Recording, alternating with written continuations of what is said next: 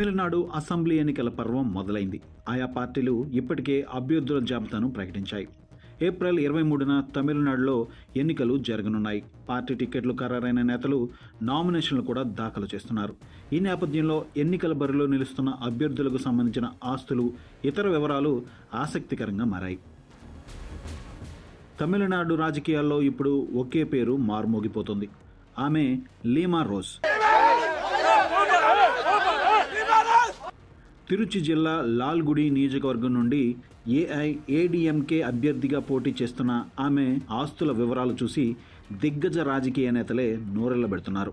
CM Stalin, Edappadi Palaniswami, Vijay వంటి స్టార్ల కంటే ఈమె వద్దే ఎక్కువ సంపద ఉందన్న వార్త ఇప్పుడు సంచలనంగా మారింది. ప్రముఖ లాటరీ కింగ్ శాంటియాగో మార్టిన్ భార్యే ఈ లీమా రోజ్. ఎన్నికల అఫిడవిట్ ప్రకారం ఆమెకు వ్యక్తిగతంగా 1,048 కోట్ల రూపాయల ఆస్తులు ఉన్నాయి. ఇందులో 139 కోట్ల చరాస్తులు, 909 కోట్ల స్థిరాస్తులు ఉన్నాయి. ఇక ఆమె భర్త మార్టిన్ పేరు మీద 4,159 కోట్లు, కుమారుడి పేరు మీద 665 కోట్లు వెరసి ఈ కుటుంబం మొత్తం ఆస్తి 5,000 కోట్ల రూపాయలు దాటుతుంది.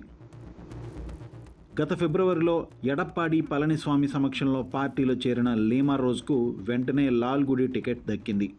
2006 నుండి డిఎంకే కోటగా ఉన్న ఈ నియోజకవర్గంలో డిఎంకే అభ్యర్థి పారివల్లల్ను ఆమె ఢీకొంటున్నారు. అయితే ఇక్కడ విశేషం ఏంటంటే మార్టిన్ సంస్థలు గతంలో డిఎంకే, బీజేపీ వంటి పార్టీలకు భారీగా ఎన్నికల బాండ్లు విరాళంగా ఇచ్చాయి.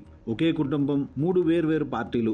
లీమా రోజ్ ఏఐఏడీఎంకే తరపున పోటీ చేస్తుంటే ఆమె కుమారుడు జోస్ టైసన్ పుదుచ్చేరిలో ఎన్డీఏ కూటమి తరపున, ఆమె అల్లుడు ఆదవ్ అర్జున తమిళ వెట్రీ కళగం పార్టీ తరపున విల్లివాకం నుండి పోటీ చేస్తున్నారు. ఇంతటి భారీ ఆర్థిక బలంతో వీరు రాజకీయాల్లో ఎలాంటి ప్రభావం చూపుతారో వేచి చూడాలి.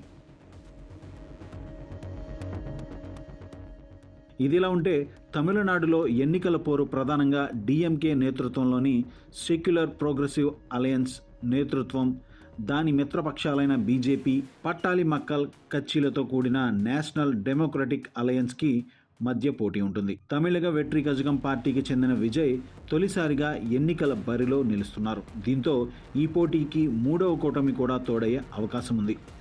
తమిళనాడులోని 234 నియోజకవర్గాలకు గాను డిఎంకే పార్టీ 164 స్థానాల్లో పోటీ చేస్తుంది. దాని మిత్రపక్షాలకు 70 సీట్లను కేటాయించింది.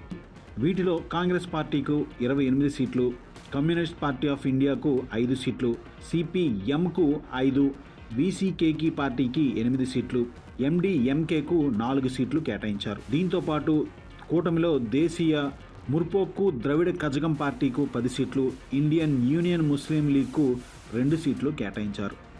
ఏప్రిల్ 23న తమిళనాడు ఎన్నికలు జరగనున్నాయి. తమిళనాడు అసెంబ్లీ ఎన్నికలకు కాంగ్రెస్ పార్టీ పరిశీలకులను నియమించింది. మొత్తం 28 నేతలను పార్టీ తరపున ఎన్నికల పరిశీలకులుగా నియమిస్తూ ఉత్తర్వులు జారీ చేశారు.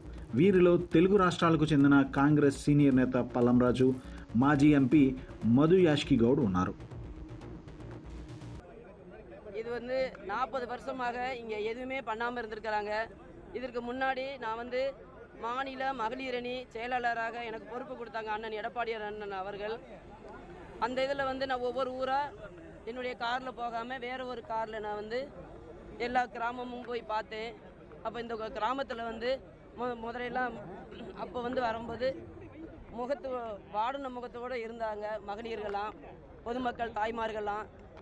இப்போ எனக்கு எலெக்ஷன் நாமினேஷன் எலெக்ஷன் அறிவித்ததுக்கப்புறம் இங்கே வரும்போது மக்கள் அம்மா நீங்கள் வந்துட்டீங்க மகராசி முத்து மாரியம்னு அந்த மாதிரி என்னை எல்லாரும் கையை பிடிச்சி குலுக்கி என்னை கையை முத்தம் கொடுத்து ஒவ்வொரு ஐயாமார் வயசானவங்க அம்மாமார்கள் எல்லாருமே என்னுடைய கையை பிடிச்சி குலுக்கி நீங்கள் வந்துட்டீங்க நல்லா செய்வீங்கம்மா லால்குடிக்கு அப்படின்னு. இந்த லால்குடி எவ்வளோ தூரம் பின்தங்கி இருந்துச்சோ 40 வருஷம் 50 வருஷம் பின்னாடி பின்தங்கி இருந்தது.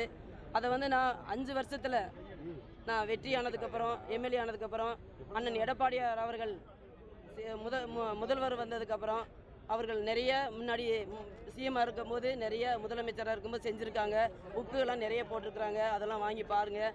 அதே போல் இப்போ நம்ம என்ன பண்ண போகிறோம் வாக்குறுதி நிறைய கொடுத்துருக்காங்க.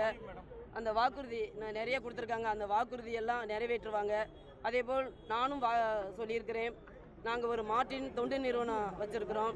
மார்டின் சேட்டப் ட்ரஸ்ட்டு, பிலிப்பு சேட்டப் ட்ரஸ்ட்டு, மார்டின் ஃபவுண்டேஷன், இந்த மாதிரி 3 தொண்டு நிறுவனம் வச்சுருக்கிறோம். அதில் பல கோடி மக்களுக்கு யாருன்னே தெரியாமல் முகம் தெரியாதவங்களுக்கு நான் செஞ்சிட்ருக்கிறேன். லால்குடி மக்கள் என்னுடைய மக்கள்.